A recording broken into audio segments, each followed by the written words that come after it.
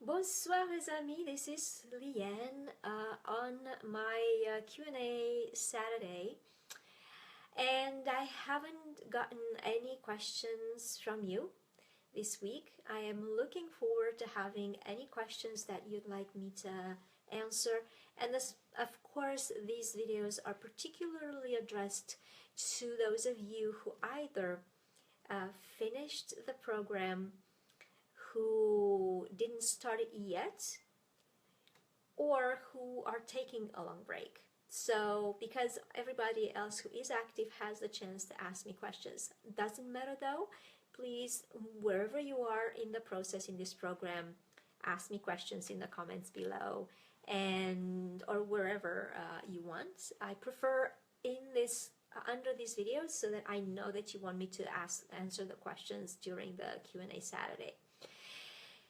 So, because I have no questions from you from this week, I would like to talk to you about conversation and how to manage your conversation when you don't understand what people are talking to you.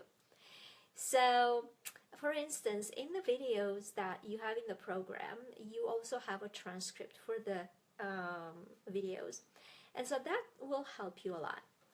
And this is the reason also I recommend that you watch movies with subtitles, because that is going to help you a lot. I know when I came to Canada, most of the people who were newcomers, that's how they were watch the TV with subtitles, and that helps a lot. It's really good. So do that a lot if you feel that you can't understand yet. But there is a technique that I always recommend that is so helpful when you're talking to someone and you feel like it's like a gibberish, and you just hear a word or two and you really don't know how to deal with it.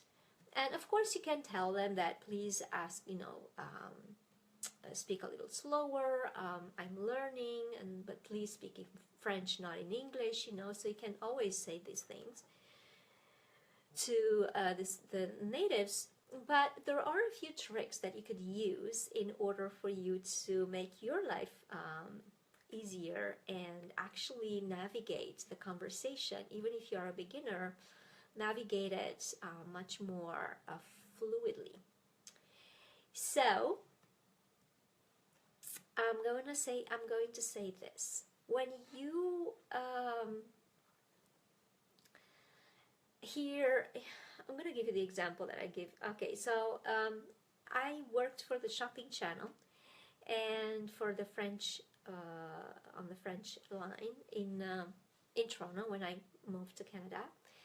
And I was on the French line, and I was getting all sorts of people from across the country speaking in different accents, and the most difficulty I had, of course, with the Quebec accent. And when someone was talking to me from someone inside the countryside in Quebec, it was just painful for me, and so I couldn't understand. And I was on the customer service line, and people would call for something that was going wrong, and so they were upset most of the times, and when you're upset you speak really fast, and so I couldn't understand. So that's exactly how it sounded to me, with a word here or there that I could understand. And just like it happened at the customs, when I arrived in Montreal, I had an officer that, maybe you know this story that I keep saying, and I have it on my website.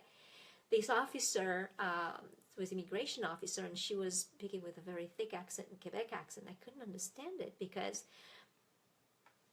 I had been listening to TV5 International from Europe, but what Canada does, for all their broadcasts that are going out internationally, they're actually hiring people who are speaking the standard French, not the Quebec French.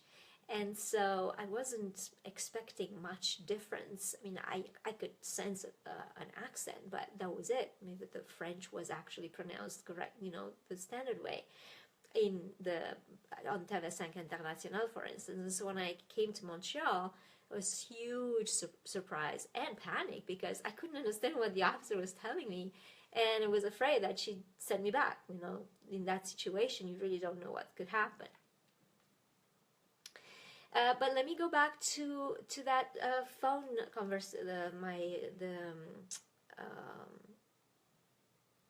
the shopping channel job that I had. There too, I could have been fired if they saw that I am not understanding what their clients are saying, right, to help them. So literally I was hearing blah, blah, blah, and a word here and there. And so in order for me to manage the conversation, I would pick one word and ask a question about that one word. What that does, so I just saw actually a video, someone's video saying that, well, you should just make sense. So for instance, and guess. So for instance, if it's, they say blah, blah, blah, dîner, blah, blah, blah, demain, you could assume that they either say come to dinner tomorrow or let's go to dinner tomorrow, something about dinner tomorrow, and you start guessing. It's okay, you can do that if you want to, but I feel that that is a little longer process and more frustrating for the person that you're talking to, or that's talking to you in French, right? So if you pick a word, then you just ask a question about that one word, and then what happens psychologically, it's going to slow them down automatically because you're asking the questions. Obviously they think, because everybody thinks about themselves. You have to, I mean, really recognize this. Everybody is thinking about themselves. We all think about ourselves, and so the person who you're talking to, they're going to always first doubt that they spoke clearly, and then if they, let's say, explain 10 times, then okay, this person they're going to blame onto you. But first instinct of like humans is like, oh wait, did I not speak correctly, right? Is it my mistake? What have I done that this person doesn't understand, right? So they will explain what happens. Not only will they explain that one word, but psychologically they will slow down because, oh, you know, you interrupted their pattern. And so that is one psychological thing that is going to happen to help you. And the second psychological thing that I want you to use is when you ask that question, ask it with an intentional slower pace, because a lot of people are afraid to speak slowly. And if you already worked with me, you know that the first thing that I'm telling you is like, okay, slow down and slow a little more and even more and another 50%. And until you get to speak clearly and you get to correct your own mistake and then pick up the speed if necessary. You know, you don't have to pick up your speed. Speed is not important. It's just an idea that speed should be important, because if you go in a higher society, or, well, even in, for instance, the African countries, the French there, people French colonies, they are speaking much slower, much more enunciated than in Paris, for instance, in the street. And so it really is not the location as much as the spot, if that makes any sense. It's not the country so much, so the type of person. So I will always speak more enunciated in any language that I speak. It's just my speaking patterns, my speech pattern. That is the way that I speak. I love enunciating, and that's not because I'm a snob or anything, but also you actually set down the speed for the person that you're speaking with, and that way they're going to slow down their pace and you're going to understand much more. So I hope this tip helps you out. Let me know how much conversation you are making with whom, because it's important. I'm going to give you some tips there as well. So yeah, please place your questions in the comments of these videos that are titled Q&A Saturday, because I'm going to pick them up and I'm going to create videos for your questions only. So stay on your game and don't ever give up on your dream to become bilingual, learn to speak Parisian French, and break your language barrier. Merci beaucoup et à la semaine prochaine. Au revoir.